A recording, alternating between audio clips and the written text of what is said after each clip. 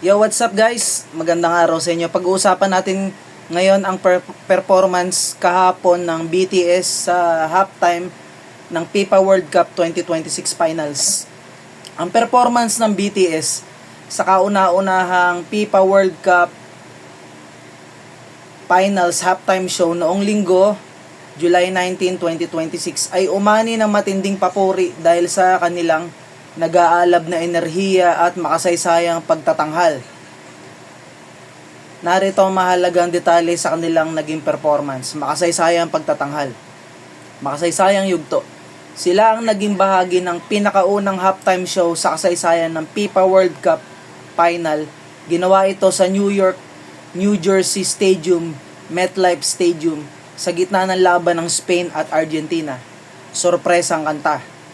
Ikinagulat at ikinatuwa ng mga tagahanga ang itinanghal na 7 miyembro, RM, Jin, Suga, J-Hope, Jimin, B, at si Jungkook, ang kanilang sikat na 2020 hit na Dynamite.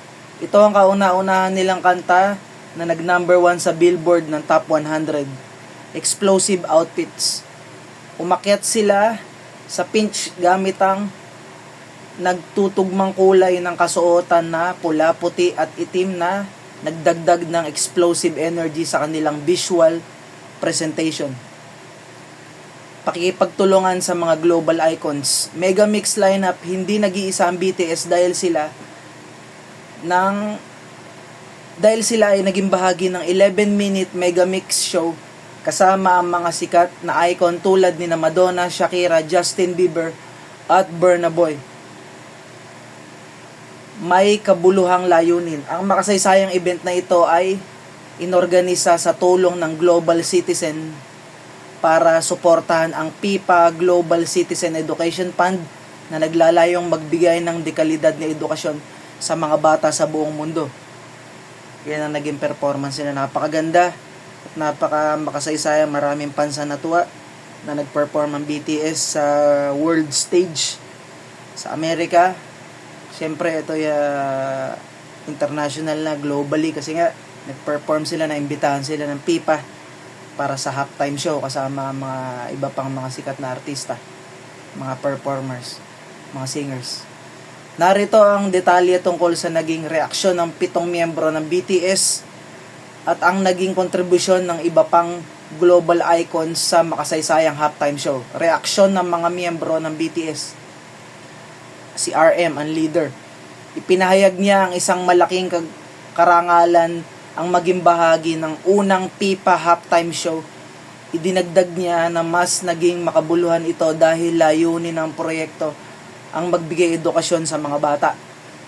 Jin at J-Hope, nagbahagi sila ng mga behind the scenes na larawan sa kanilang Instagram account. Makikita sa mga larawan ang kanilang kasabikan habang nagre-ready sa backstage ng MetLife Stadium. Jungkook, mas naging espesyal ito para sa kanya dahil matatanda ang kinanta rin niya ang official soundtrack na Dreamers noong Qatar World Cup 2022. Sinabi niya, Bill, na ibang klase ang energy. Ngayong kompleto na silang 7 ang iba pang global icons sa halftime show.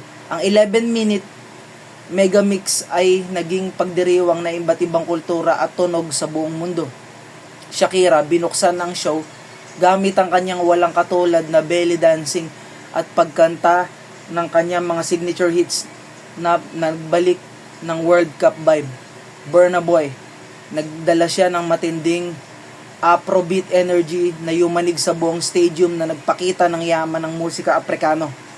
Justin Bieber, nagatid ng suabe at smooth na pop performance na sinabayan ng buong crowd sa pagkanta. Si Madonna, ang Queen of Pop na nagsilbing boses ng pagkakaisa kung saan ipinaalala niya sa lahat ang kapangyarihan ng musika na magbuklod ng mga tao mula sa iba't ibang bansa. Kasunod nito ay may mga lumabas na video na tuwan-tuwa si iShowSpeed na makita niya ang BTS.